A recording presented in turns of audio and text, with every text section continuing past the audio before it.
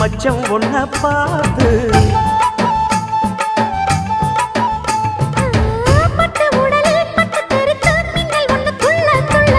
வெக்கம் துடிக்க விளக்கணைக்க ஜன்னல் கண்ணை மூடிக்கொள்ள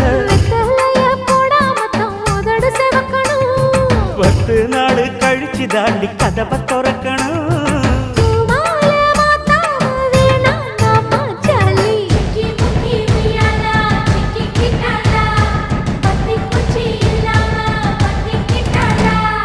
மச்சாங்கிட்ட முந்தானைய தந்து வப்பாளா,